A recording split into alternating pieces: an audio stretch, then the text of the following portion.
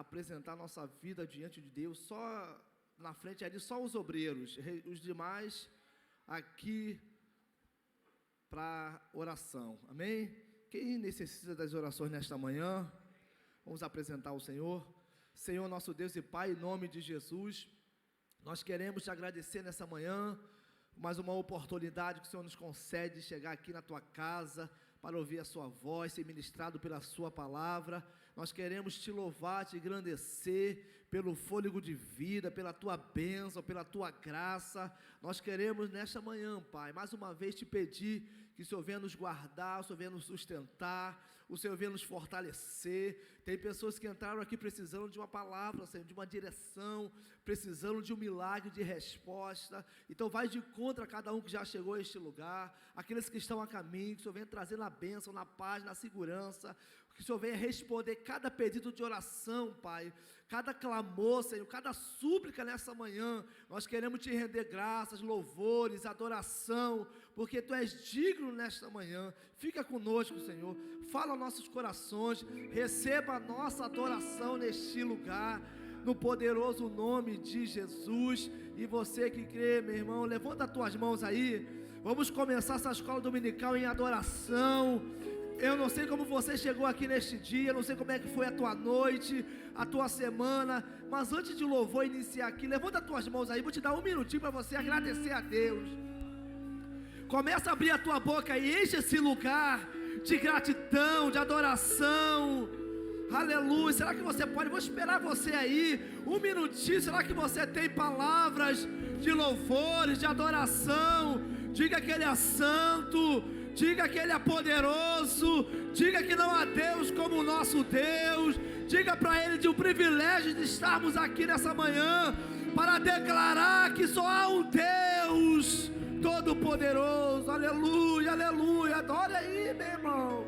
A adoração do teu sacrifício nas primeiras horas da manhã, você já está declarando que não há outro lugar melhor do que a casa de Deus. Você poderia estar em casa, estar na praia, mas você decidiu: eu vou adorar o Senhor, eu vou cultuar a Ele, eu vou engrandecer a Ele. Vamos adorar o Senhor. Cumprimentamos os irmãos com a paz do Senhor. Glória a Jesus. Você veio aí para adorar a Deus? Aleluia. Glória a Jesus. Então vamos cantar, porque Ele vive.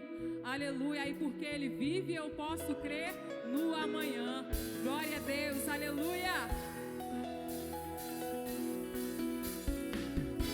Cante aí com alegria.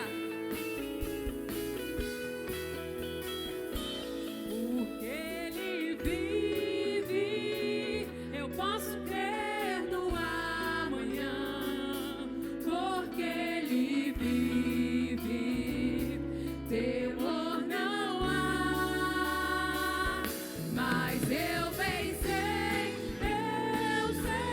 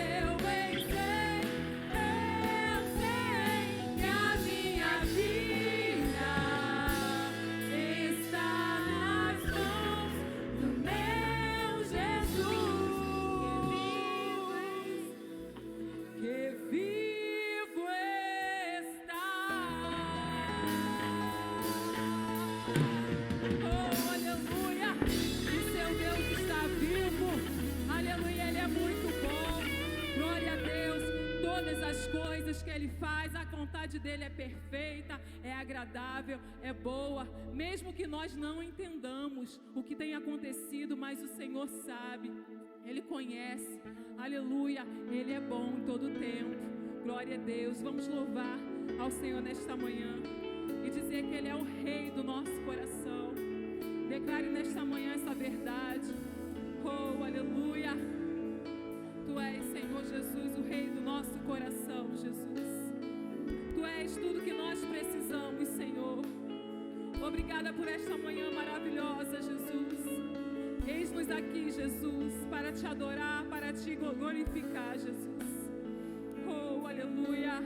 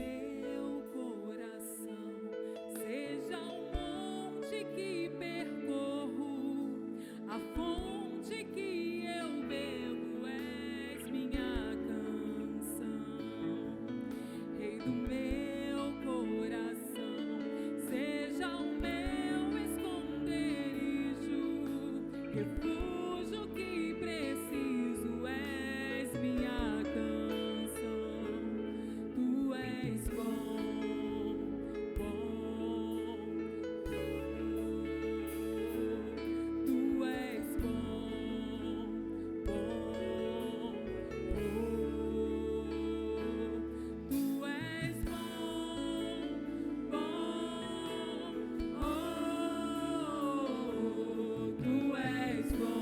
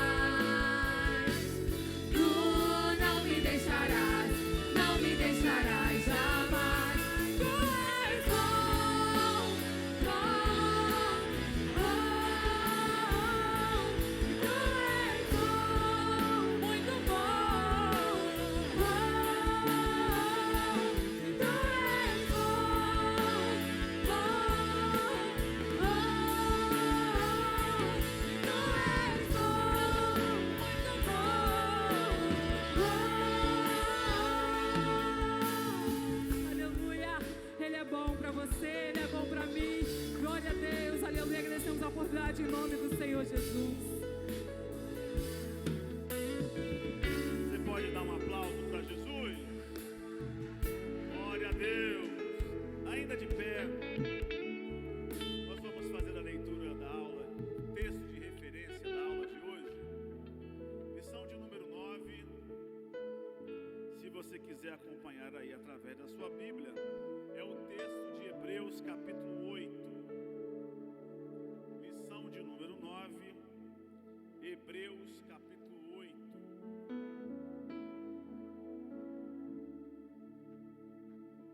Você achou aí? Hebreus 8, 1 a 3, versículos 6 e 7, e depois os versículos 10 a 13. Eu vou ler o primeiro, os irmãos vão ler o segundo, nós vamos assim, nos alternando até nós lermos juntos o versículo 13. Amém? Vamos lá? Hebreus 8 e 1.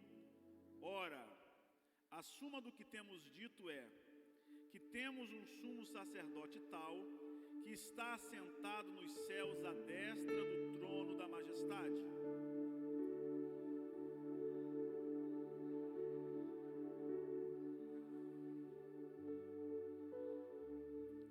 Porque todo sumo sacerdote é constituído para oferecer dons e sacrifícios, pelo que era necessário que este também tivesse alguma coisa que oferecer.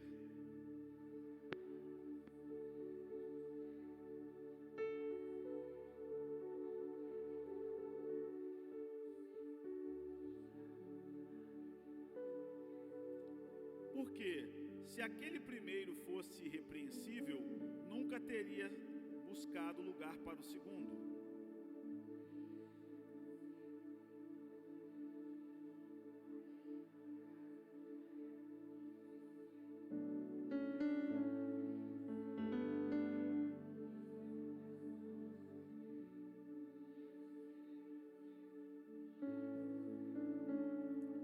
E não ensinará cada um ao seu próximo, nem cada um ao seu irmão, dizendo: conhece o Senhor, porque todos me conhecerão, desde o menor deles até o maior.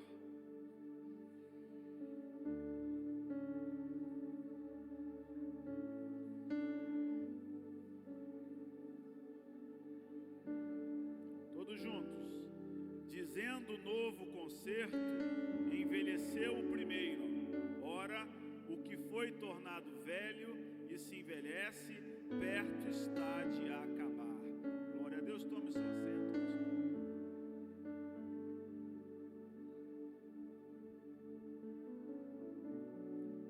Paz de Cristo, igreja, amém? Vocês estão felizes com Jesus? Não tem coisa melhor você já iniciar sua manhã em devoção, em adoração, amém?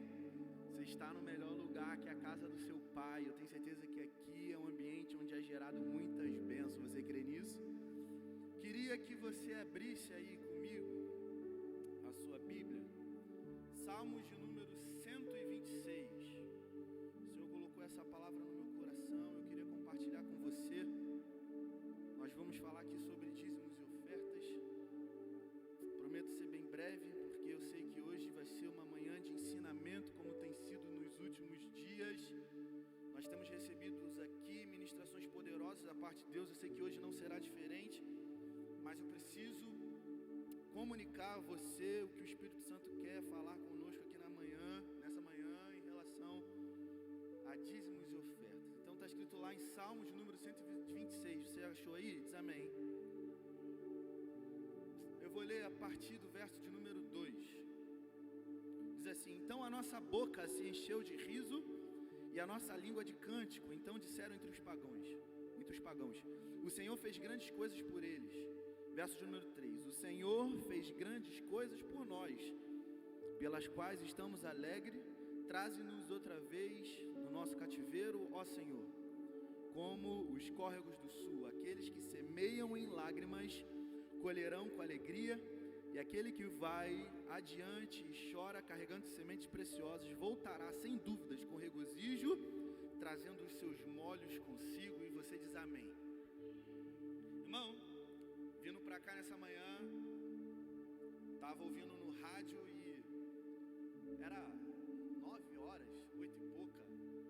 Tava uma ministração sobre dízimos tocando na rádio e eu parei. Eu não costumo ouvir essas ministrações, né?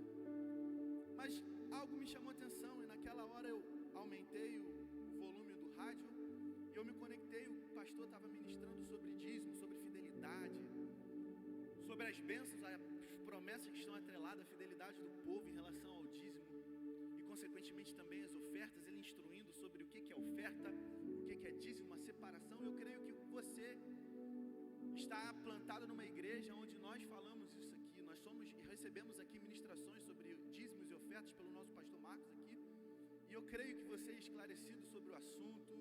Você talvez possa estar aqui, mas se você é membro da nossa igreja, eu creio que não há nada novo para ser ministrado a você em relação a dízimos e ofertas. Mas o que o Deus ele colocou no meu coração é que ultimamente todo mundo tem reclamado sobre o quanto tem sido difícil viver os últimos dias, e eu quero aplicar isso para a nossa vida também. Você às vezes viver com 100% da tua renda já é difícil, né? Ainda mais você viver com 90%, é mais desafiador ainda, porque 100% que é seu não é 100% do que você recebe, é só os 90%, porque 10% do que você ganha, você sabe que não é seu, é do próprio Deus. Então, algo veio no meu coração sobre o que é sacrifício, e sacrificar é você pagar um preço, não literalmente, mas você realmente sentir na pele o que é ser um doador, o que realmente você entende sobre dízimo, que é honra, oferta, que é você ser liberal e entender que por trás de tudo isso existem bênçãos, mas o quanto é sacrificial para nós entregarmos o dízimo. Talvez você possa dizer, não, eu alcancei um nível de maturidade em Deus que todos os meus planejamentos financeiros está apenas contando com 90% da minha renda. Mas eu te garanto que 70% da igreja hoje, ou então do brasileiro, nós vemos estudos assim, eles trabalham com endividamento, e então é sacrificial sim você entregar. E o que Deus ele colocou no meu coração justamente foi a oferta de Abraão, irmão. Abraão não necessariamente teve que ofertar Isaac, mas quando o Senhor, o filho da promessa, ele pede que Abraão sacrifique Isaac, Abraão ele vai e coloca no seu coração que realmente ele precisa entregar. E o que me chama a atenção é o diálogo entre Abraão e seu filho. Seu filho vai olhar e vai ver todas as coisas prontas para o sacrifício, mas ele vai sentir falta de algo. E ele vai falar, pai, estão aqui todas as coisas para que aconteça o holocausto, o sacrifício, mas aonde está a peça principal? Que é o próprio cordeiro. Abraão vai virar para o seu filho e vai dizer, Deus proverá para si o cordeiro. Irmão, provisão, ele tem um significado bíblico, mas quando você tira a palavra provisão da Bíblia, e eu trabalho com gestão de empresas, quando você vai colocar sobre provisionamento significa você ter uma queda na sua receita e você ter um aumento da sua dívida, e você precisar pagar e liquidar uma dívida. Então o que você faz? Você provisiona, você tira o dinheiro de que um lugar que não era para aquilo, e você acaba liquidando uma dívida que talvez aumentou, ou então que você não esperava, ou então com a sua queda de receita gerou um déficit no caixa. E o provisionamento você faz isso, você tira de um lugar para colocar no outro e cobrir. Só que quando você tira de um lugar e coloca em outro, você deixa um outro lugar descoberto. Mas quando nós lançamos na palavra do Senhor, nós dizemos que nosso Senhor é conhecido como Jeová Jireh, o Deus da provisão. Eu quero liberar essa palavra aqui sobre a sua vida, meu irmão. O credor principal da sua vida não é o banco. O credor principal da sua vida é o próprio Jesus. E é Ele que se manifesta e diz que você não precisa se preocupar com nada, porque o Deus da provisão é o Deus que libera sobre nós um auxílio imediato que talvez não seja no momento onde você não consiga imaginar de onde venha, mas Ele vai falar assim, olhe para os céus, porque eu sou o Deus que envia o maná de onde você não imagina. Olhe para os céus aqui nessa manhã, igreja, porque você verá o provisionamento do Altíssimo sobre a sua vida. Meu irmão, você vai dizer para mim, vai falar e vai viver essa realidade. Não vai ser nenhum esforço ser fiel ao Senhor, sabe por quê? Porque a provisão do Senhor não vai ser uma provisão onde nós imaginamos que vai ser um dia assim e o outro não, mas a provisão do Senhor é uma vida diária, que nós possamos estar aptos a viver esse maná diário da parte de Deus. E eu creio que o Senhor, com esse maná, vai fortificar a sua fé, e você vai poder compartilhar para todos que estão à sua volta. Vale a pena continuar sendo fiel, vale a pena continuar sendo um ofertante liberal. Eu creio num momento em que Deus ele vai separar para nós aqui, e nós vamos viver algo transformador, nós vamos viver algo extraordinário. Mas enquanto nós não colhermos tudo isso que o salmista vai declarar aqui, com todos aqueles momentos que nós semeamos com lágrima, você vai voltar nas suas mãos com os seus molhos, sorrindo. Mas enquanto não chegar esse momento, mesmo que doa, mesmo que chore, mesmo que nos seus olhos seja lágrimas derramando sobre esse momento, sabe o que significa? Você está regando a sua oferta com o seu sacrifício, e eu creio que no tempo oportuno o Senhor enxugará dos seus olhos essas lágrimas, e você irá contar o testemunho de vitória, de poder. E eu creio que o Senhor vai se mostrar como um Jeová Jirê, o Deus da provisão. Então nesta manhã, meu irmão, lance sobre o Senhor essa semente. Continue sendo um ofertante liberal, um dizimista fiel, porque eu creio que essas bênçãos que estão prometidas aqui na palavra, ela alcançará a sua vida, e os seus celeiros transbordarão, e você contará milagres grandiosos da parte de Deus. Você crê nessa palavra aqui? Só quem crê e recebe essa palavra, dá um glória a Deus aí no seu lugar. Eu vou pedir aqui para os obreiros estarem distribuindo aqui o envelope. Eu queria incentivar você a pegar o seu envelope com fé, seja lá de uma forma de você manifestar algo diferente ao Senhor. Talvez você vai dizer: pastor, hoje, final do mês, está difícil, eu não tenho nada para ofertar ao Senhor. Pegue com fé esse envelope, entregue o que você tem no seu coração, talvez seja a sua fidelidade, e dizer: Senhor, eu quero viver dias extraordinários. Eu não consigo ofertar nesta manhã, mas eu quero viver dias extraordinários. Então manifeste a sua fé, pegue aí esse envelope e continue a sua vida numa devoção diária de adoração ao Senhor, e que Deus te abençoe no nome de Jesus.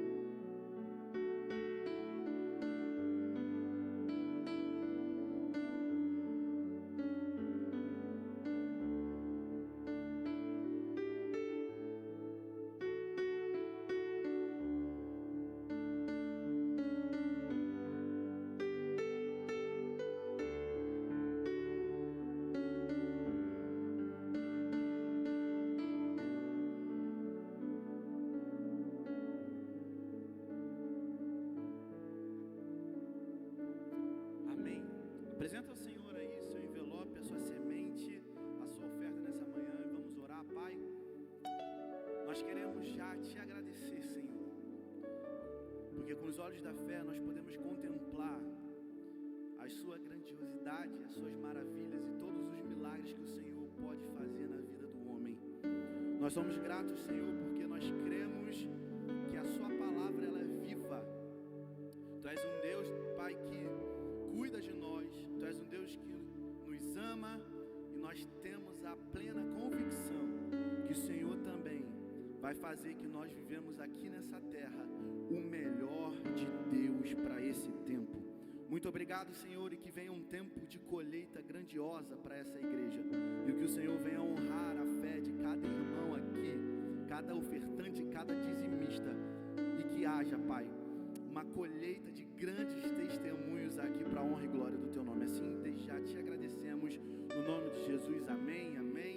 Vou pedir para você passar aqui para o corredor o seu envelope. Você que é dizimista, é só pedir licença aí do seu lugar e colocar o seu dízimo no gasofilácio. Nós já temos aí a nossa programação. Libera aí para mim então, por favor. Isso aí já foi, né? Isso aí já foi segunda agora, passada, né? Hoje é o nosso culto de celebração, né? Nosso pastor que vai ministrar uma palavra. Meu irmão, então eu queria aqui incentivar você a trazer um convidado nesta noite, trazer um amigo não cristão, para que nós possamos aqui celebrarmos junto como igreja e fazer uma grande festa aqui, porque eu creio que essa noite será uma noite de vitória, de bênção, de resposta. Você crê nisso aqui, amém? Então convide alguém para estar aqui também, juntamente com você. Pegue aí a arte, divulgue no grupo da família, divulgue no grupo dos seus amigos. Convide alguém para estar aqui conosco, que eu sei que essa noite vai ser uma noite de libertação, uma noite também de transformação no nome de Jesus. Temos mais alguma programação para hoje?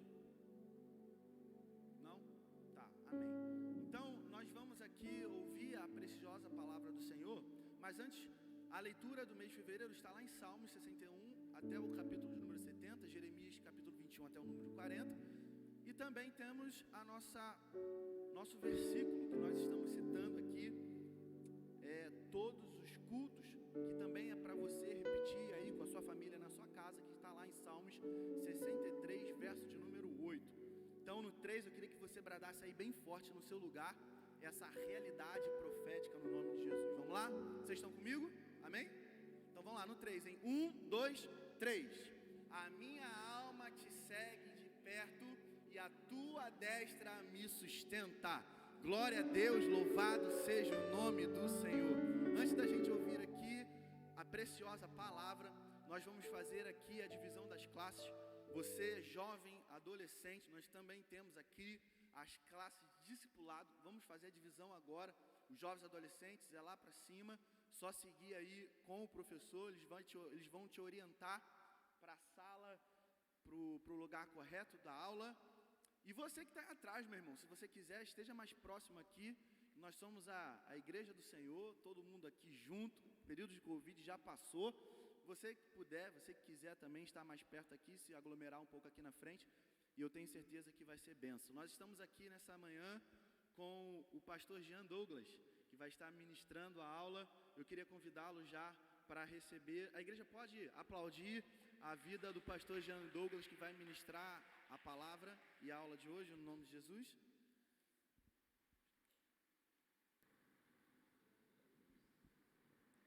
Paz de Cristo, bom dia a todos, né?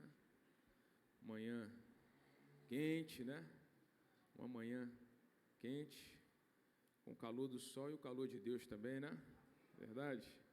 Agradecer aqui mais uma vez, meu amigo pastor Marcos, né? Pela oportunidade, né? Deus abençoe sua família, sua casa, o mais novo herdeiro, né? Tá fortão, bonitão, pastor Humberto, pastor Jonatas, pastor Rafael, que estava aí também.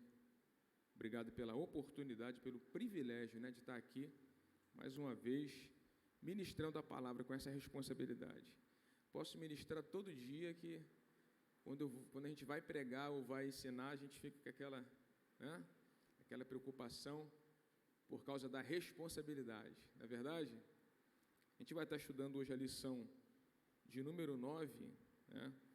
nós vamos talvez repetir alguma informação que você já conhece, algum conhecimento que você já tem, até porque, como eu falei da outra vez que eu estive aqui, na lição 4, a lição ela é progressiva, assim como a revelação de Deus, né? A gente vai aprendendo, vai estudando, e você vai gravando, né? Vai apreendendo o que você está estudando, e o seu entendimento vai ficando mais esclarecido, amém? Eu trouxe ali um slide para nos ajudar. Lição 9, Jesus, mediador de uma nova aliança. O texto áureo já nos dá aí uma ideia da lição de hoje, mas agora alcançou ele ministério tanto mais excelente, quanto é mediador de um melhor concerto, que está confirmado em melhores promessas. A lição de hoje fala sobre a nova aliança. Nós temos estudado nessa lição, estudamos sobre a antiga aliança. A gente vai aqui fazer rapidinho uma breve recapitulação, né, daquilo que você aprendeu até agora, só para refrescar sua memória, né, dar aquele estalo, né? É importante a gente fazer essa recapitulação. Mas para eu fazer isso, eu vou começar aqui na introdução falando sobre o que é uma aliança, né? O que é uma aliança? Aqui no texto áureo fala sobre, diz que Jesus é mediador de um melhor concerto. Fala comigo assim, concerto. Concerto aqui de aliança, né? Não está falando de concerto de consertar, mas é o concerto de aliança, né? Pacto, concerto, acordo, testamento, né? Todas essas palavras estão associadas à aliança. Você tem nas suas mãos aí um exemplar da Bíblia Sagrada. Você tem Antigo Testamento, Novo Testamento. Você pode substituir por Antiga Aliança e Nova Aliança, porque a palavra grega para testamento é a palavra diatek, que é equivalente à palavra berit no hebraico, que significa aliança, concerto, acordo, né? Significa, no hebraico, esse berit literalmente seria cortar um pacto, né? O pacto era feito mediante um sacrifício. Você pega lá Gênesis 15, a partir do 7, quando Deus faz a aliança com Abraão, do 7 a 11, depois você continua lendo do 17 ao 19, Deus fala, Abraão, pega aí um novilho, uma cabra, um carneiro, uma rola e um pombinho. Você vai pegar, vai dividir no meio esse sacrifício, vai colocar um de frente para o outro, deixando um corredor entre esses sacrifícios. Por isso que a palavra significa cortar um pacto, né? Cortava os animais, colocava uma metade de frente para a outra e se criava um corredor, como aqui nessa igreja. E aí as pessoas que estavam se aliançando tinham que passar por meio desse corredor, né? No meio dessa oferta, desse sacrifício, indicando ali que elas estavam agora fazendo um pacto, uma aliança. Então a aliança ela tem duas partes, né? As duas pessoas no mínimo que estão se aliançando, e tem um mediador dessa aliança. Nesse caso é o sacrifício, que é o mediador, que no Antigo Testamento era oferecido pelo sumo sacerdote. Então o sacerdote ele era o mediador, o sacerdote levítico ele era o mediador da aliança. Podemos colocar dessa forma. Então a aliança ela é unilateral no seu estabelecimento e bilateral na sua realização. Eu vou explicar para você. Unilateral no estabelecimento, por quê? Ela é unilateral no estabelecimento porque Deus é aquele que nos elegeu, né? Ela é unilateral porque ela reflete o caráter de Deus na sua eleição incondicional, ou seja, no estabelecimento ela é unilateral. Na ótica divina, né? Na ótica divina a aliança, ela só depende de Deus para acontecer. Mas na ótica humana ela é bilateral, porque as duas partes que estão se aliançando, cada um tem que fazer a sua parte. Você pega Gênesis 17, quando Deus vai instituir o cero da aliança com Abraão, que é a circuncisão. Você já estudou isso, você sabe? A circuncisão era o cero da aliança que Deus fez com Abraão. Se você pegar Gênesis 17, do versículo 4, ele fala assim, Abraão, aí eu vou falar no carioquês, na minha língua, né? Gênesis 17, 4, fala, Abraão, quanto a mim, eu vou cumprir minha parte da aliança, versículo 4. Aí no 9 ele diz, quanto a ti, Abraão, você vai cumprir a sua parte, você vai obedecer a minha lei, você vai obedecer a minha ordenança, e você vai ensinar os seus filhos a seguirem as minhas leis. Nós estamos no ano da família, você, por exemplo, você é o sacerdote da sua casa, né? Para que a promessa permaneça sobre a sua casa, a promessa está sobre a sua casa, está, mas você tem que passar para os teus filhos o ensinamento, para que eles sigam o mesmo caminho que você está seguindo. E aí Deus diz, e aí eu serei o Deus desse povo e eles serão o meu povo, como eu sou seu Deus, Abraão. Então, quanto a mim, vou cumprir a minha parte. Quanto a ti, você tem que cumprir a sua parte, que é obedecer a minha palavra. Glória a Deus. Então, Deus, ele faz a sua parte na aliança e ele não falha. Tanto é que em Gênesis 15, quando os sacrifícios estão lá dispostos, a Bíblia vai dizer que Abraão dorme, ele adormece. E só Deus, pastor Marcos, passa pelo meio do corredor. Isso nos ensina uma coisa, que Deus nunca vai quebrar a aliança que ele fez comigo e com você. Deus nunca vai quebrar a aliança que ele fez com a sua casa, com a sua família. Quem é que quebra a aliança, irmãos? Nós é que quebramos a aliança, né? Mas Deus não quebra. Você pode dar uma glória a Deus? Deus é fiel. Deus não vai quebrar a aliança. Por isso que ela é unilateral na ótica divina. Na ótica divina, ela é unilateral, depende só de Deus. Mas na ótica humana, depende de nós também. Você precisa fazer a sua parte. Glória a Deus. Falando sobre aliança, a lição vai destacar aqui algumas alianças que Deus fez com o homem. A gente não vai entrar nisso, que não vai dar tempo. Mas você tem lá a aliança edênica, que é a aliança do Éden. Você tem a aliança adâmica, que é a aliança com Adão. Né? Você tem a aliança noética com Noé, a aliança abraâmica com Abraão. Você tem a aliança mosaica, você tem a aliança palestínica com o povo de Israel. Você tem a aliança davídica com Davi. E você tem a nova aliança, que é a aliança que nós fazemos parte, que a Bíblia vai dizer que é uma aliança superior. Fala comigo, superior. Ou seja, para você tem superiores promessas, é isso que o texto está dizendo. A nova aliança, ela é totalmente superior à antiga, sob todos os aspectos. E é sobre isso que nós vamos falar hoje. Quando você estuda sobre aliança, você vai entrar num estudo chamado dispensação, né? Inocência, consciência, patriarcal, governo humano, dispensação da lei, dispensação da graça, que é a qual nós estamos inseridos, que é a da igreja, e a última que ainda vai acontecer, a dispensação do milênio. Então você estuda as 7 alianças, ou as 8 alianças de Deus com o homem, dentro das 7 dispensações, para você entender. Mas a aliança sempre vai ter 2 partes e um mediador, sempre. Sempre tem que ter no mínimo 2 partes e um mediador. No Antigo Testamento você tem Deus e Israel, né? Deus é o marido, Israel é a esposa, e tem uma mediação que é o sacrifício que era operada pelo sacerdote humano, o sacerdote levítico. No Novo Testamento você tem Deus e a igreja, que é um casamento que ainda vai acontecer. Você tem o noivo e a noiva, é um casamento que ainda vai acontecer, certo? E o mediador é o próprio noivo, o mediador é Jesus. Por isso que a aliança é superior e as promessas são superiores. Então, nessa manhã, você pode se alegrar na presença de Deus e glorificar o nome dEle, porque você faz parte de uma aliança superior. Nós vamos aprender hoje que a antiga aliança, né, tinha lei, tinha sacrifício, tinha ritual, mas ela não tinha o meio para fazer com que o homem cumprisse a lei da aliança. Mas na nova aliança não. Deus institui uma aliança superior e dá para nós a capacidade para que nós possamos cumprir as leis dessa aliança. É sobre isso que nós vamos aprender hoje. Glória a Deus. Vamos seguir aqui na lição. Tópico 1.1, pode colocar na tela, por favor, para o pessoal poder acompanhar, tá?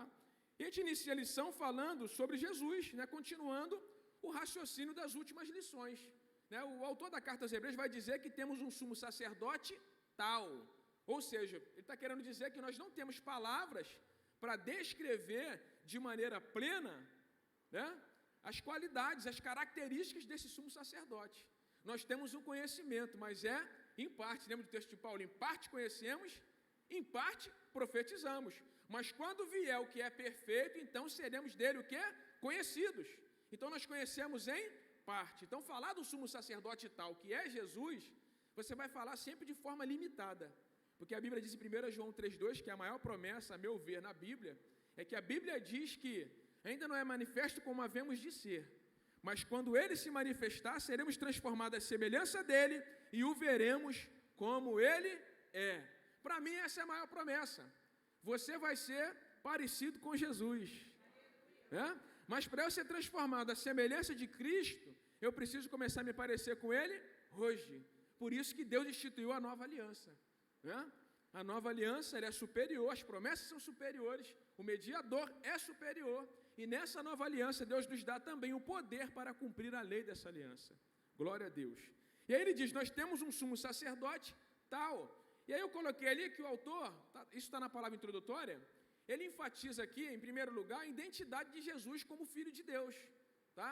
Isso indica eternidade e singularidade. Nós estudamos aqui sobre o sumo sacerdote, né? Esse novo sumo sacerdote, o último sumo sacerdote, que é Jesus, ele é um sumo sacerdote perfeito, nós já estudamos sobre isso. E é eterno, o sumo sacerdote é eterno. A Bíblia diz que ele vive eternamente para interceder por nós. Então o autor enfatiza a identidade de Jesus, isso aponta para a eternidade e singularidade. Eternidade porque ele é o Filho de Deus. Amém? Ele é o Filho de Deus, certo? Eternidade. Agora, singularidade porque ele é um filho, né, de uma categoria específica. Se você lembrar na lição 4, quem vem na EBD, eu estava aqui ministrando sobre Cristo é superior a Moisés, eu falei um pouco sobre isso aqui, né? Sobre essa singularidade de Jesus, porque Israel é filho de Deus por eleição, os anjos são filhos por criação. Nós também somos por eleição, fomos eleitos, mas temos uma categoria específica para nós. Somos filhos por adoção, você sabe disso. Nós somos filhos por adoção, por meio da fé em Cristo, nós somos adotados na família de Deus, fomos enxertados nessa videira, somos filhos por adoção. Agora, Jesus não. João 3,16 diz, Deus amou o mundo de tal maneira que deu seu Filho unigênito. Fala comigo, unigênito. Unigênito é o único gerado. Só tem um Filho de Deus que foi gerado pelo Espírito Santo no ventre de uma mulher. O nome dele é Jesus. Então, esse sumo sacerdote tal é por causa da sua identidade. Ele é o Filho de Deus. Então, ele possui eternidade e ele possui singularidade. Ele é único. Ninguém se compara a Jesus. Jesus é único. Você pode dizer nessa manhã, Jesus é incomparável. Ele é incomparável, meus irmãos. Jesus é incomparável. E como sumo sacerdote, ele é o último e definitivo sacerdote. Por quê? Porque depois do sacrifício perfeito, não resta mais sacrifícios pelo pecado. O autor da carta de Hebreus vai explicar isso. Porque o sacrifício dele foi perfeito. Ele é sumo sacerdote eterno e o seu sacrifício é perfeito. Fala comigo, perfeito. Oh, Jesus é perfeito. O sacerdócio dele é perfeito. O sacrifício dele é perfeito. Ele é o sumo sacerdote eterno. Por isso que o autor da carta aos Hebreus se preocupava dessa igreja, desse grupo de cristãos, retornarem para o judaísmo. É como se você estivesse abandonando aquilo que é perfeito, aquilo que é eterno, aquilo que é completo, por algo que é imperfeito, incompleto e passageiro. É a mesma coisa. É igual a gente querer, como Jesus disse, né, você pegar vinho novo e colocar em odre velho. Ou você quer pegar pano novo e remendar no pano velho. Ele diz o quê? Que o odre vai se romper e o pano vai se rasgar e o rasgo será ainda maior. Então Jesus preparou para nós uma nova aliança, onde ao invés de Deus ser por nós, está conosco, Ele está em nós. Paulo diz que temos um tesouro que está em vaso de barro, que somos nós. Esse tesouro é o Espírito Santo que está em nós, que nos capacita a cumprir a lei de Deus, a palavra de Deus e a nova aliança. E ele destaca o sangue de Jesus, o sangue que inaugurou o novo concerto. Se você pegar aí Hebreus capítulo 9, você que gosta aí de manejar a palavra é bom, porque nós estamos na escola bíblica dominical, então carregar a Bíblia é de suma importância, né? E paginar a Bíblia, né? Ó, ler, né? Folhear, olhar, né? Meditar, é muito importante para que a gente possa extrair o máximo possível da palavra de Deus. Então, Hebreus 9, 11 e 12, ele diz assim, ó, Hebreus 9, 11 e 12, ó, quando Cristo veio como sumo sacerdote dos benefícios agora presentes, ele adentrou o maior e mais perfeito tabernáculo, não feito para o homem, isto é, não pertencente a esta criação. Aí o 12, não por meio de sangue de bodes e novilhos, mas pelo seu próprio sangue ele entrou no lugar santíssimo, de uma vez por todas obteve eterna redenção. O sangue de Jesus, ele é superior, porque Jesus não tem pecado. É um sangue imaculado, é um sangue de um inocente. Mas quando você para idealizar o sacrifício do Antigo Testamento e do Novo, para pensar. O animal é irracional, né? Pega ali o carneiro ou o cordeiro, você pega e mola, vai lá e leva para o sacrifício, certo? Como era todo aquele processo do sacrifício levítico. Mas aquele carneiro é um animal irracional, Jesus não. Jesus é o Filho de Deus, certo? A Bíblia diz que tem só um que desceu do céu, o nome dele é quem? Jesus. Então Jesus descer indica voluntariedade, ele desce porque ele quer. Ele se entregou voluntariamente, ele desceu, e aí Paulo vai dizer que ele tomou a forma de servo, se tornou semelhante aos homens e foi obediente até a morte, e morte de cruz. Então Jesus vai para o matadouro como ovelha muda, como disse o profeta Isaías, mas ele vai porque ele quer, conscientemente, porque Isaías diz que ele sabe que o sacrifício dele justificará a muitos e ele se alegrará com o resultado da oferta dele. Então nessa manhã no céu, Jesus se alegra porque você está aqui nessa manhã, adorando o nome dele, exaltando o nome dele, porque todas as vezes que você entra por essa porta, você está valorizando o nosso sumo sacerdote eterno e o seu sacrifício ofertado no santuário verdadeiro no céu. Oh, glória a Deus! Então nessa manhã, você pode glorificar a Deus, porque você está aqui valorizando o sacrifício de Jesus. Pode passar, por favor. Ele continua, ele diz que esse nosso sumo sacerdote está sentado nos céus. Fala comigo, nos céus. Esta expressão nos mostra que Cristo está onde ele mesmo previu. Você pega aí Mateus 26, 64, né? O próprio Jesus falou acerca disso em Mateus 26, 64. Né? Você vai ter a ceia do Senhor, Jesus vai ser preso, ele vai passar pelo Sinédrio, certo? E aí no verso 64, depois que ele já passou pelo Sinédrio, ele diz assim, ó, tu mesmo disseste, respondeu Jesus. Vamos voltar um pouquinho, tá? 63. Mas Jesus permaneceu em silêncio. O sumo sacerdote lhe disse, exijo que você jure pelo Deus vivo. Se você é o Cristo, Filho de Deus, diga-nos. Aí ele responde no 64, ó, tu mesmo disseste, respondeu Jesus. Mas eu digo a vós, que chegará o dia em que vereis o Filho do Homem assentado à direita do Poderoso e vindo sobre as nuvens no céu. Então Jesus está sentado aonde? Nos céus. Porque o sacerdócio levítico é da terra, mas o sacerdócio de Jesus é segundo a ordem de Melquisedeque. É um sacerdote superior, espiritual e celestial. Você quer ver uma coisa? O sacerdote da terra, pastor Jonatas, gerava sacerdotes terrenos pela linhagem, mas o Jesus, o sacerdócio do céu, ele gera sacerdotes espirituais. A Bíblia diz que agora todos nós somos sacerdotes, porque a nova aliança está estabelecida no sacrifício de um sumo sacerdote dos céus e não da terra. Por isso que é superior. Ele está assentado nos céus, ele está assentado porque a obra foi consumada. Efésios 2, 1 e 2 vai dizer, sede imitadores de Deus como filhos amados e andai em amor, como Cristo também vos amou e entregou a si mesmo por nós em sacrifício de cheiro suave. Quando a Bíblia diz cheiro suave, quando Paulo diz isso, ele está dizendo que o sacrifício foi aceito. Quando o sacrifício era estranho, não tinha cheiro suave. Mas quando o sacrifício era aceito, a Bíblia diz que era como cheiro suave às narinas de Deus. Tá? É uma linguagem antropomórfica, né? Atribuir coisas humanas a Deus. Essa é a linguagem que o autor usa. Mas um cheiro suave, o sacrifício foi aceito, ou seja, a obra foi consumada. O que Jesus fez por nós, irmãos, já está consumado.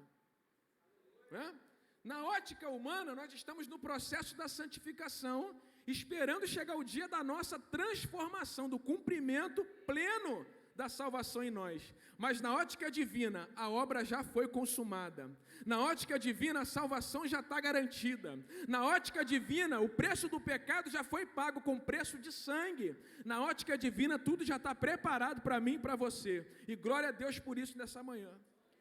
Ele está assentado porque a obra foi consumada. O sacerdote terreno, todo ano no dia do Yom Kippur, o dia da expiação, ele tinha que ir lá e fazer sacrifício por si mesmo e pelo povo, certo? Para poder cobrir os pecados. Fala comigo, cobrir. O Antigo Testamento, o sacrifício levítico, ele cobria, mas o sacrifício de Jesus tira. Você lembra da revelação de João Batista, João 29? Eis o Cordeiro de Deus que tira o pecado do mundo. Tirar significa remover. Fala comigo, remover. Tirar significa, fala comigo, carregar sobre si. Tirar significa carregar para longe. Então Jesus removeu, colocou sobre si e carregou para longe. A Bíblia diz que os nossos pecados ele não se lembra mais. Louvado seja o nome de Jesus nessa manhã. A obra foi consumada, meu irmão, a obra está completa. Deus não faz nada pela metade. Deus faz tudo com perfeição. Você pega lá Hebreus capítulo 10, versículo 12. Diz assim, ó, mas quando este sacerdote acabou de oferecer para sempre, fala comigo, para sempre, um único sacrifício pelos pecados, assentou-se à direita de Deus. Oh, glória a Deus. Versículo 14. Porque por meio de um único sacrifício, ele aperfeiçoou para sempre os que estão sendo santificados. Nós estamos sendo santificados. As pessoas que serão salvas ainda vão entrar nesse processo da santificação.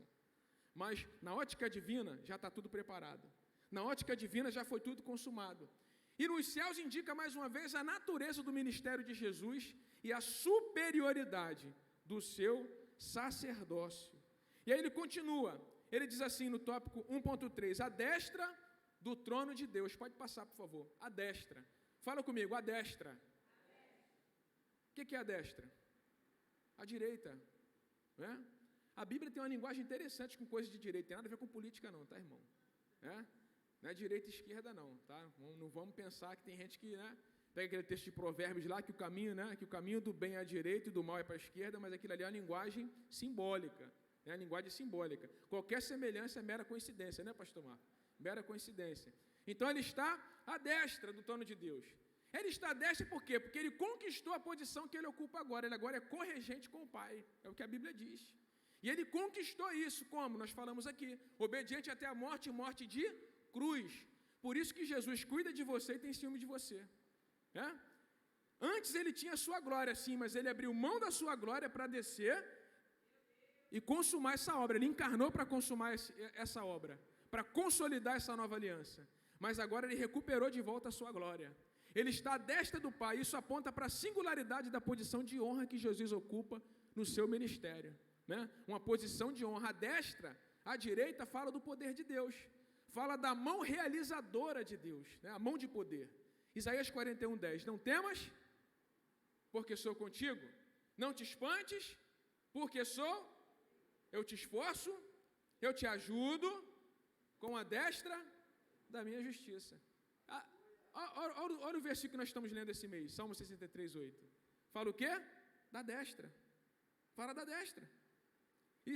Atos 7:54-56, a visão de Estevão, quando Estevão está sendo apedrejado, né, a Bíblia diz que ele vê a glória de Deus e ele vê Jesus assentado aonde? À direita. A Bíblia sempre vai se referir à destra de Deus e à direita, porque a direita é o lugar da realização. João 1:3 diz que por meio de Jesus tudo foi feito, sem ele nada do que foi feito se fez. Por isso que a Bíblia diz que ele está à direita de Deus para interceder por nós.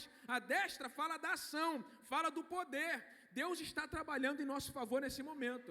Você está aqui nessa manhã e Jesus está intercedendo por você nessa manhã. Porque Jesus não para. Glória a Deus por isso, não para.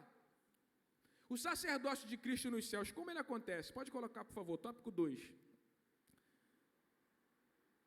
O sacerdócio de Cristo no céu.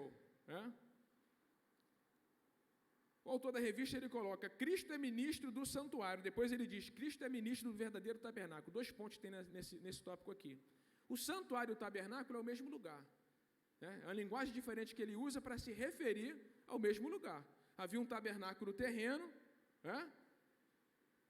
que é, na verdade, uma figura do verdadeiro santuário que está onde? No céu. Você estudou isso até aqui. Na próxima lição você vai continuar estudando sobre essa temática. Ele diz aqui, Cristo é ministro do santuário, ou seja, Jesus consumou a obra, mas o seu trabalho não terminou. Quando a Bíblia diz que ele assentou à destra de Deus, meu irmão, não significa que Jesus foi lá e sentou, pastor Marco, agora estou de férias agora, vou sentar e vou descansar. Não. Significa que a obra dele é definitiva. Ele terminou, ele consumou. Mas ele ainda continua sendo o quê? O ministro do santuário. Eu coloquei ali, ele consumou a obra, mas o trabalho não terminou. Jesus continua trabalhando em nosso favor. Ele disse, o meu Pai trabalha até agora, e eu também. E ele continua trabalhando em teu favor. O que é o santuário? É o lugar onde Deus se encontra com o homem, e o homem se encontra com Deus. Através de Cristo, todos têm a possibilidade de acessar a presença do Pai. Essa é uma das principais características da nova aliança. É que agora nós temos acesso ao lugar santíssimo. Que no tabernáculo terreno a gente sabe que só o sumo sacerdote acessava esse lugar uma vez por ano. Mesmo assim, uma vez só por ano. Só o sumo sacerdote acessava uma vez por ano. Hoje não. Hoje você está no mercado fazendo compra, você acessa o lugar santíssimo. Você está no trabalho, você acessa. Você está na rua, você acessa. Você para em qualquer lugar e se liga com Deus e começa a falar, Deus ouve a tua oração por meio do nome de Jesus. Ele diz, tudo que pedires em meu nome na oração, crendo, recebereis. Por que isso é possível? Hebreus 10, 19 e 20. Porque ele trilhou para nós um novo e vivo caminho, né, pelo véu que é a sua carne, para que nós tivéssemos acesso aonde? Ao santuário, ao lugar santíssimo. É o lugar do encontro. O santuário é o lugar do encontro com Deus. Glória a Deus por isso. Glória a Deus. Pode passar, por favor. E aí ele diz, Cristo é ministro do santuário, né? Ele é ministro do santuário e ele é ministro do tabernáculo. Eu disse aqui que são a mesma coisa, são linguagens diferentes para a mesma coisa. Tabernáculo terreno, tabernáculo celestial, e o santuário está se referindo ao tabernáculo, mas quando ele fala do santuário, ele está dizendo que nós agora temos acesso direto ao lugar santíssimo. Esse é o significado. Agora, além de sumo sacerdote, Jesus é mediador, intercessor e advogado. Isso está na lição. Tá? É uma coisa que a gente até entende, é fácil de entender. A gente pode fazer uma ilustração simples, a gente vai entender o que é o mediador, o intercessor e o advogado. Mas são funções de Jesus, além de sumo sacerdote. Mas eu quero só te lembrar uma coisa, que essa eternidade de Jesus como sumo sacerdote se refere à sua identidade de filho. Porque não é porque Jesus agora está trabalhando, intercedendo, que ele vai interceder pela eternidade, irmão, não é isso. Não é a eternidade do ofício, mas é a eternidade de Jesus, da sua natureza, ele é eterno, não do ofício, tá? A eternidade diz respeito à eternidade do Filho e não à eternidade do ofício. Por quê? Porque no dia que nós estivermos com ele, ele não vai precisar mais interceder. Você vai estar frente a frente com ele, habitando na eternidade, vendo como ele é. Por isso que Paulo diz, agora permanece a fé, a esperança e o amor, porque, né, mas a maior destas é o... Porque o que vai continuar? Só Jesus, só o amor que vai continuar. Mas a esperança e a fé nós precisamos por enquanto estamos aqui. Precisamos de esperança e fé, mas quando chegar lá, não vai mais precisar nem de esperança e nem de intercessão, porque estaremos diante dele, glória a Deus. Então, além de sumo sacerdote, Jesus ele é mediador, 1 Timóteo 2,5. Há um só mediador entre Deus e o homem, quem é? Jesus Cristo, o homem, diz o apóstolo Paulo. Ele é o mediador, lembra que eu falei? Da aliança, tem duas partes e tem o mediador. Nessa aliança entre Cristo e a igreja, entre Deus e a igreja, Jesus ele é o mediador da aliança. Ele é o mediador, tá? O que é o mediador? O mediador é alguém que é perfeito representante de Deus diante dos homens, mas também é perfeito representante dos homens diante de Deus. Jesus ele é essas duas funções. Ele é o apóstolo por excelência, o perfeito representante de Deus diante dos homens, mas ele é também o sumo sacerdote eterno e perfeito, o perfeito representante dos homens diante de Deus. Isso aponta também para a humanidade e para a divindade de Jesus, porque como homem ele condenou o pecado na carne, ele experimentou dessa nossa natureza. Só que Hebreus 4,15 diz que ele não pecou. Fala comigo assim, Jesus não pecou. Ele foi perfeito. Então ele condenou o pecado na carne, no corpo humano, na sua natureza humana, ele condenou o pecado sem deixar de ser divino. Então Jesus uniu a divindade com a humanidade e se tornou o quê? O perfeito mediador, porque ele adentrou o santuário no céu e não o santuário da terra. Por isso que ele é o mediador. Ele é o intercessor, aquele que intercede, aquele que intervém, aquele que suplica. E nós precisamos, né, irmão? Todo dia, né? Precisamos da intercessão dele todo dia. Você está aqui porque o sumo sacerdote está intercedendo por você. E o sumo sacerdote intercede pela sua casa. Porque quando nós entregamos a nossa vida para Jesus, ele se preocupa conosco e se preocupa por nós. Fala para alguém, ele se preocupa com você. E ele se preocupa por você. Ele se preocupa com você e com a sua família, até com aqueles que ainda não foram alcançados pela graça, Jesus se preocupa. Eles recebem proteção, sabe por quê? Porque você está aqui buscando a Deus. A tua casa é alcançada pela misericórdia, porque você tem uma aliança com Deus Todo-Poderoso, um Deus Todo-Poderoso. E nós cremos que nesse ano da família, aqueles da sua família que não entraram por essa porta vão entrar em nome de Jesus. Você crê? Oh, glória a Deus. Jesus é o sumo sacerdote, ele também é a própria oferta. Oh, glória a Deus, ele é a própria oferta. Ele é também advogado, fala comigo, advogado. É o paracleton, né? A mesma palavra usada para o Espírito Santo em João 14,16, o Consolador.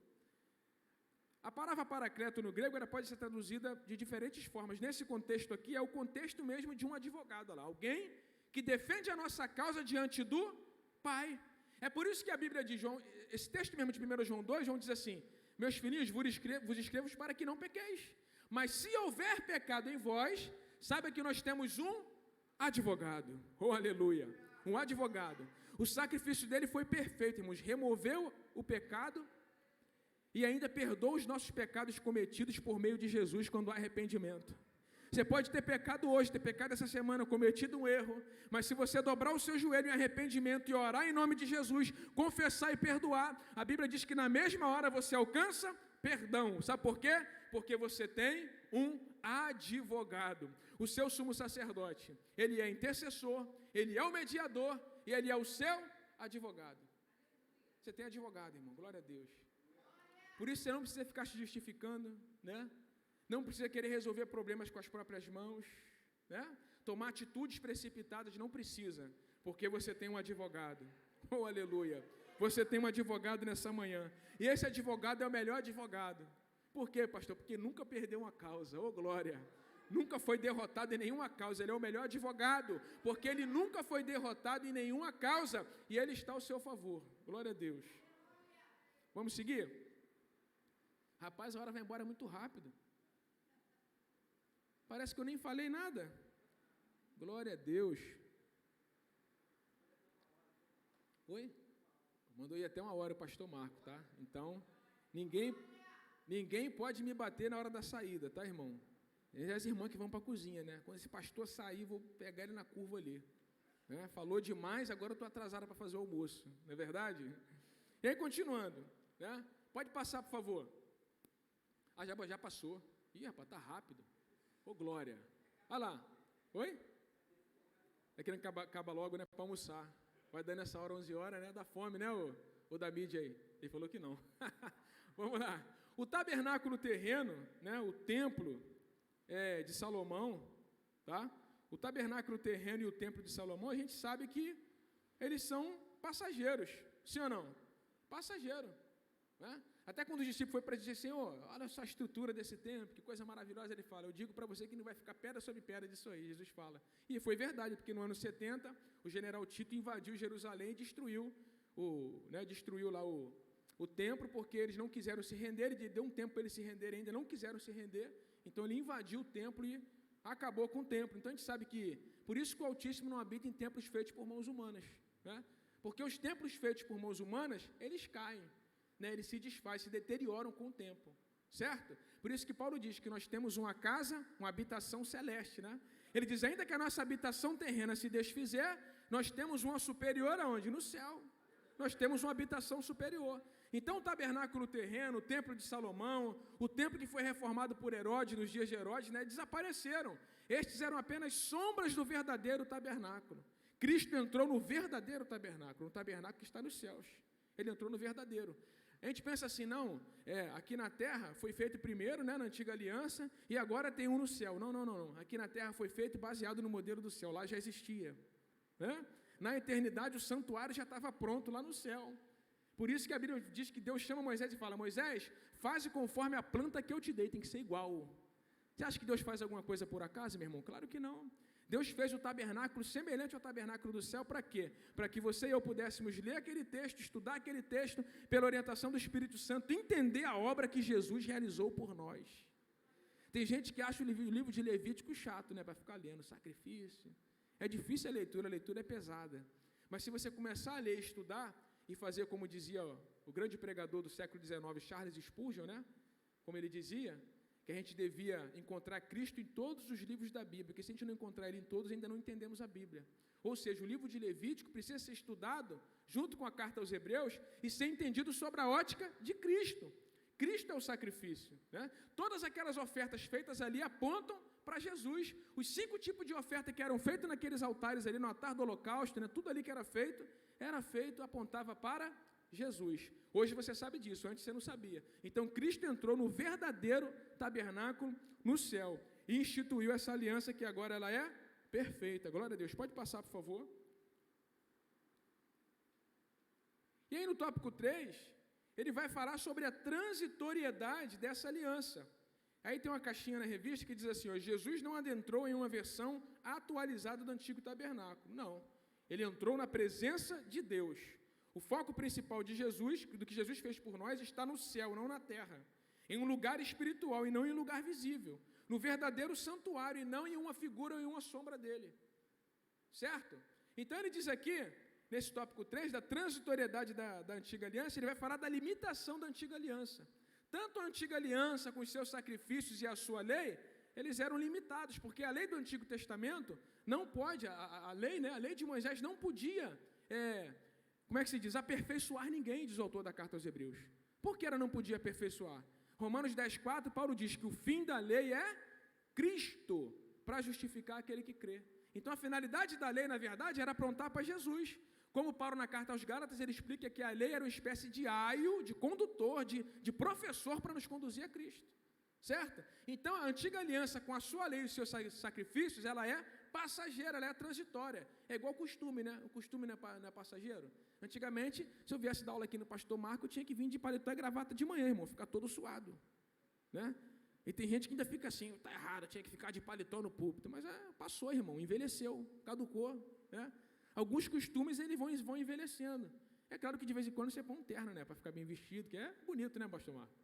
De gravata, arrumadão, de vez em quando, num culto especial, numa ocasião especial, mas agora não, mudou.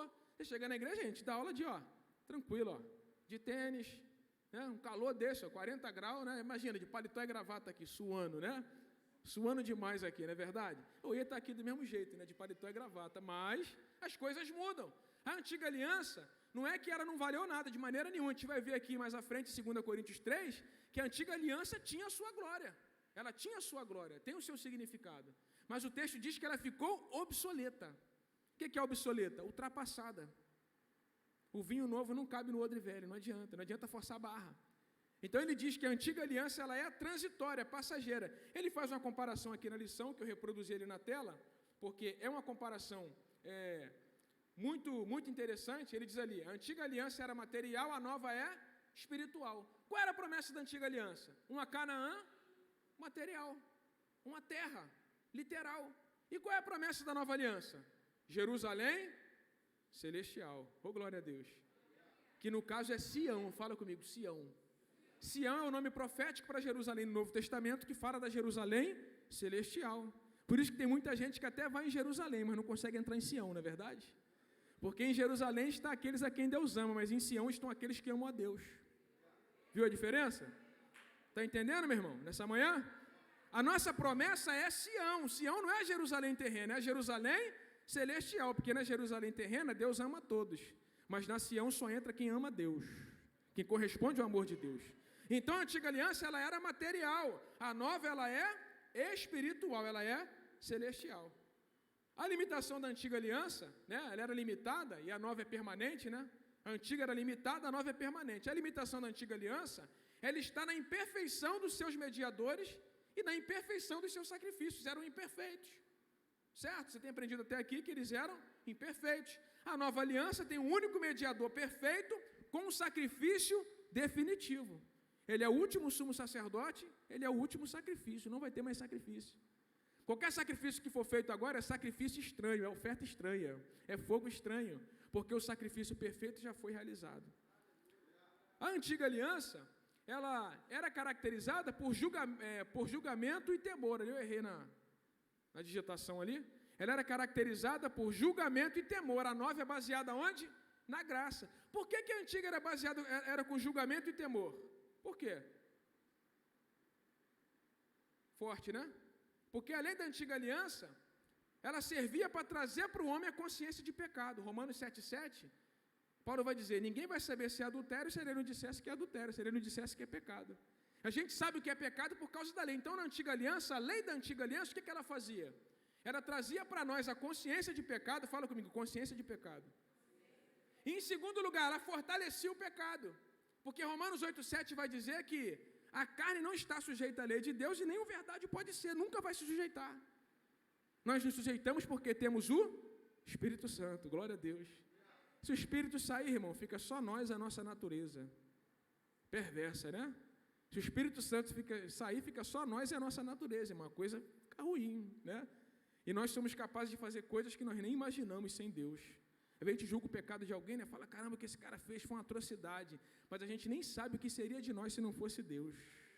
O que nós seríamos capazes de fazer se não fosse a presença de Deus na nossa vida, nessa nova aliança.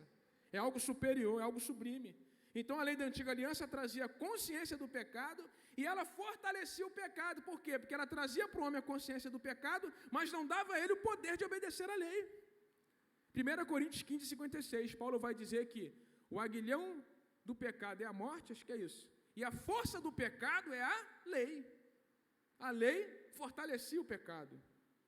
Lei da antiga aliança, tá, irmão? Não é a Bíblia, não. A lei da antiga aliança, tá? Porque não concedia poder para que a pessoa pudesse vencer o pecado, mas hoje não. Hoje você recebe poder para vencer. Você pode dar glória a Deus? Você recebe poder para vencer.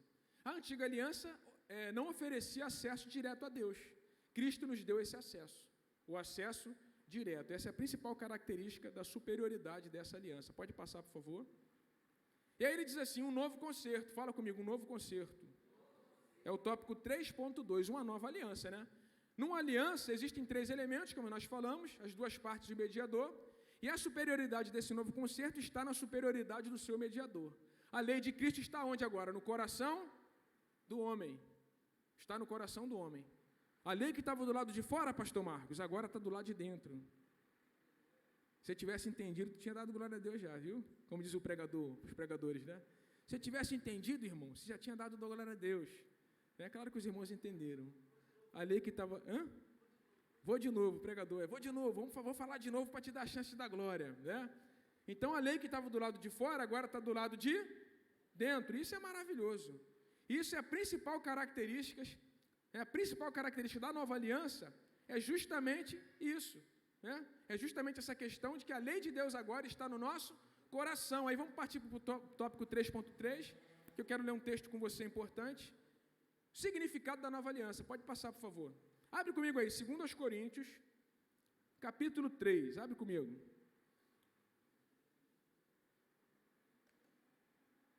Segundo aos Coríntios, capítulo 3, aleluia. Capítulo 3, versículo 3, ó. Fazer igual o pregador. Quem encontrou, diga amém. Glória a Deus. 2 Coríntios 3, ó. Olha o que Paulo diz para a igreja de Corinto. Vocês demonstram que são uma carta de Cristo, resultado do nosso ministério, escrita não com tinta, mas com o Espírito do Deus vivo, não em tábuas de pedra, mas em tábuas de carne do coração. Olha o que Paulo está dizendo, olha lá. A lei na antiga aliança estava escrita onde? Nas tábuas de pedra. Na nova aliança, a lei está escrita nas tábuas de carne, nas tábuas do coração. Escrito por quem, ele diz? Pelo Espírito Santo. Está escrito pelo Espírito Santo. A lei que estava do lado de fora, agora está do lado de dentro. A lei foi internalizada. O Espírito Santo em nós, ele não é só o poder de Deus, mas ele é a lei de Deus dentro de nós. O Espírito Santo é essa bússola de Deus aonde? Dentro de nós, que agora é Deus em nós. Né? A revelação progrediu, a coisa cresceu. Aí ele diz, ó, a lei da nova aliança está em nosso íntimo. Não foi a promessa que ele fez através de Jeremias? Eu as escreverei no seu entendimento, no seu íntimo, o texto diz. Eu as escreverei no seu coração. Então, as leis que estavam na pedra, agora está em nós. Não está mais do lado de fora, está do lado de dentro. Significa que não tem desculpa. Não é verdade? É isso que o texto está dizendo. Não tem desculpa, porque a lei está dentro de nós. O Espírito Santo habita em nós. Estou quase finalizando, tá? Para você poder almoçar. A antiga aliança, por causa da lei, ela é caracterizada por julgamento e temor, como nós vimos, porque a lei do Antigo Testamento, ela mata nos 2 sentidos. Você sabe disso, né? Ela mata nos 2 sentidos. Ela mata espiritualmente e ela mata fisicamente. A lei do Antigo Testamento matava espiritualmente e ela matava fisicamente. Está aqui no texto, ó. Versículo 6 de 2 Coríntios 3, ó. Ele nos capacitou para sermos ministros de uma nova aliança, não da letra, mas do Espírito. Pois a letra mata, mas o Espírito... Aí, lembra antigamente que o pregador falava? A letra mata, irmão, para de estudar muito. Lembra? Se você estudar muito para fazer teologia, você vai desviar, porque a letra mata. Paulo está dizendo da lei. Paulo está dizendo que a lei, ela nos mata espiritualmente também, porque quando nós entendemos a mensagem do Evangelho pela palavra, pela lei, nós entendemos, pastor Jonatas, que estamos mortos espiritualmente, que precisamos reviver pelo Espírito Santo. Então ela mata no sentido espiritual e ela mata fisicamente. Hebreus 10, 28. Pela boca de 2 ou 3 testemunhas, aquele que tinha pecado era apedrejado até a morte. Era apedrejado até a morte. Glória a Deus. Pode passar, por favor. Nós já vamos entrar na conclusão. Eu falei aqui na outra lição, né, que a gente pensa assim, na graça é melhor do que na lei. Né? A gente não pensa assim, mas se você continuar lendo o texto de Hebreus 10, ele vai dizer, de qual castigo julga vós aquele que ultrajar o Espírito da graça e pisar no sangue dessa aliança? Porque no Antigo Testamento dizia, não adulterarás, se você adulterar, tu vai ser apedrejado. Mas hoje Jesus disse, em verdade vos digo, se você olhar para uma mulher e cobiçar e desejar, tu já pecou, né, pastor Rafael? Já pecou. Então esse papo de que não estou na graça, a lei continua, e agora a coisa é mais séria, porque Deus, na verdade, Jesus, ele elevou a lei que estava do lado de fora, agora está onde? Do lado de dentro, pelo Espírito Santo. A lei está escrita na tábua do nosso coração. Você pode dar uma glória a Deus nessa manhã? O Deus que no Antigo Testamento era por nós, nos Evangelhos é Deus conosco, hoje está em nós. Ele trabalha em nós através do seu agente interno, que é o Espírito Santo, através do seu agente externo, que é a palavra, certo? E a base dessa obra é o sangue perfeito e imaculado de Jesus, que foi derramado lá na cruz do Calvário. Que você possa, nessa manhã, adorar Jesus por esse sacrifício, adorar Jesus por essa obra. Que as palmas, né, possam aplaudir nessa manhã o nome do Senhor Jesus. Amém? Que Deus abençoe você, que Deus abençoe a sua família e que você possa, né, continuar aprendendo, né, a palavra de Deus, continuar frequentador da EBD. Amém? Em nome de Jesus. Pastor Marcos, muito obrigado pela oportunidade. Você pode aplaudir o Senhor mais uma vez, meu irmão, pela vida do pastor Jean. O pastor Jean é uma bênção da nossa igreja, tem ministrado a poderosa palavra. E eu tenho certeza que você está saindo daqui melhor do que você entrou, amém? Se coloque de pé nessa manhã, vamos agradecer a Deus. À noite, nosso culto de celebração, oportunidade de você convidar alguém para estar aqui aprendendo a palavra de Deus, amém? Vamos orar, vamos agradecer a Deus. Coloca a mão no teu coração aí, fecha os teus olhos, vamos orar, vamos agradecer. Só de você estar aqui, meu irmão, é um milagre de Deus, você está vivo, respirando. Nós temos que agradecer a Deus. Obrigado, Senhor, por esta manhã poderosa, abençoada, pela tua presença, Senhor, por aquilo que nós ouvimos, aprendemos. Que o Senhor venha continuar abençoando cada aluno da escola dominical, cada professor que ministrou, Senhor, a tua palavra, que venhamos crescer na graça e no conhecimento. Pai, guarda o teu povo, Senhor, dê um restante de manhã, uma tarde e uma noite abençoada, e logo mais estejamos aqui celebrando o teu nome, Senhor. Leva em paz, guarda e livra de todo mal, no nome de Jesus. Você diz um amém? Amém. Que a graça do nosso amado Salvador Jesus Cristo, o grande amor de Deus, e as doces consolações do Espírito Santo seja com todos, desde agora e para sempre. Todos digam, vai em paz, Deus te abençoe em nome de Jesus.